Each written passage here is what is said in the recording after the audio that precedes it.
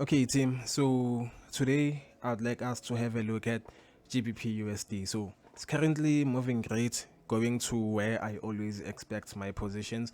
So there's something that I am going to highlight in this video, which is honestly important so that you adapt to the market.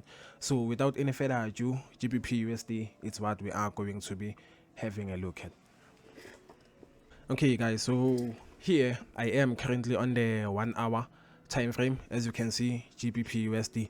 So being on the 1 hour time frame, this is where I am going to be initiating with my analysis. So what I need to do is that I go to the 1 hour time frame, and then I need to identify my 1 hour low and also my 1 hour high. So one thing that I wouldn't advise is to actually maybe zoom your charts like this and then probably say this here is your 1 hour low, and then probably somewhere around here we are having a 1 hour high, because these levels are actually too far away from the current price movement, and they are irrelevant. As much as they are irrelevant, they will also give you a lot of data for you to analyze, which is something which is not recommended. So what I want you to do here is that you can actually start by switching to the line chart, or maybe let me show you the traditional way first. So what we do here, just go to the current movement that we are having here. Once you get to this current movement, you need to look for two trends, where the market started turning to the downside and where the market started turning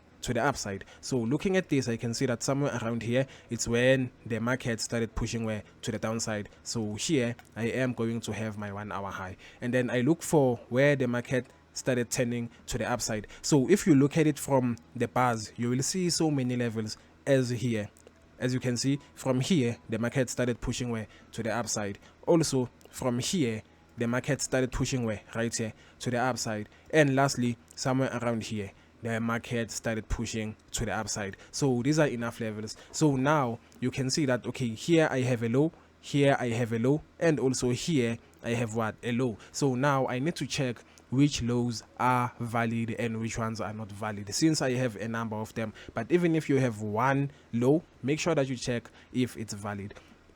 So here let's have a look at the first low, this one here, the upper one. So looking at this low here, is this a valid low? So for a low to be valid, there has to be at least two complete candlesticks after this candlestick here, which gave you the low. So looking at this here, I do not have any complete candlestick after this candlestick. This one here just opened and it is still forming, so it's not yet complete. So my low is not valid because I won't have enough data for me to analyze. I won't have enough candlesticks on the lower time frame for me to use when I'm analyzing. So I get rid of it, and then I look at this low here. Is this low a valid low? Let's have a look. This 1 hour candlestick gave us the low, and then we had the first complete, we also had the second complete, we had the third complete. So I have at least two complete candlesticks here. So this low is valid, and obviously this one is automatically valid. So I have identified the lows that are valid, and then for the high, is the high a valid high? Yes, because I have this first complete and this second complete candlesticks. So here my analysis is done on the 1 hour. I have identified the 1 hour high and also the 1 hour lows. So now I go to the 15-minute time frame to actually initiate with my analysis. Before we continue, guys, I'd like to recommend a great broker for you, XNES. XNES is a broker that I and 800,000 plus traders use. Why? XNES is regulated, has 24/7 customer support, and it is PCI DSS satisfied. But there's more, guys. XNES has instant withdrawals. I normally receive my withdrawals in less than 5 minutes. The trades are executed faster to ensure accuracy. The spreads on gold are less. Okay, so XNES is the #1 leading broker when it comes to less spreads, and then you don't pay any fees for holding your trades overnight, and XNES has reliable platforms. Looking for the best broker, look no further than XNES, which allows you to backtest your strategy on their own terminal. So sharpen your strategy by clicking the link in the description and register on XNES. Let's get back to the episode. But then being on the 15-minute time frame, the charts are not quite detailed for me to analyze here, so I go to my execution time frame, which is also the analysis time frame. So here I am going to refine my levels so that they become something like this, as you can see. So where do I initiate with my analysis? I always initiate on the level which is on the right hand side. So looking at this low here and looking at this low here and looking at this high here as well, which level is on the right hand side? It is obviously the high. So I'm going to initiate my analysis from the high. So analyzing from the high, I'm going to take this tool here and then I'm going to track the movement. So I can see that the market came down here, went up there, pushed all the way down here, breaking this low here, meaning that we are still in a downward impulse, and then gave us a pullback, continued breaking the low, as you can see, meaning that we are in a downward impulse, pushed up, came all the way down here,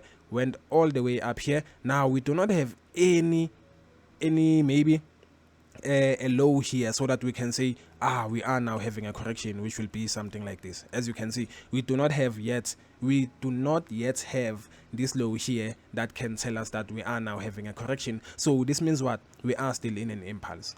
Understood? So analyzing from the high, we are still in an impulse. So I find nothing. I get rid of the high. What we are looking for is a correction, guys. We are looking for a correction. So if we are still in an impulse, we let go. So now let's analyze from the level which is on the left hand side from the high, which is this low that I have right here. So analyzing from this low that I have right here, I can see that from this low, the market pushed all the way up here and then came down here, giving us a pullback, went up, breaking this high here, meaning that we are still in an upward impulse, came all the way down here, went up, breaking the high which is here, telling us that we are still in an upward impulse, and then it came all the way down here, then went up to this high. Now we have a high that failed to break the highest level. As you can see, this high that we had here failed to break the high that we had here. So now we are having what? A correction. So I'm going to draw my initial trend line using these two highs, which will become something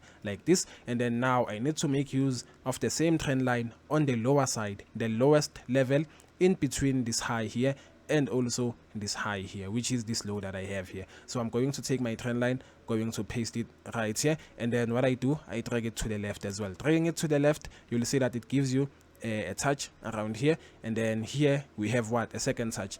Once you drag your trend line to the left, it gives you a first touch, and then the one that is in between this high and this high, this low here, is going to be your second touch, and then now you are expecting somewhat of a third touch somewhere around here, as you can see. But then we know that for us to receive the third touch, the market must cross the hook point. So looking at this impulse that we had here, remember we are focusing on this one, started our analysis right here for this impulse here. I can see that I do not have any valid hook point. The hook point that I had is this one here and also this one here, which were invalidated as well. My analysis is getting ugly, but then yeah, just explaining. So for the analysis that I started from this low here, I do have a correction, but then I do not have what? A hook point. Okay, but then I can see that the third touch will be below this low that I had here. We'll cross this low, give me my third touch, then go close above this low. So in this case,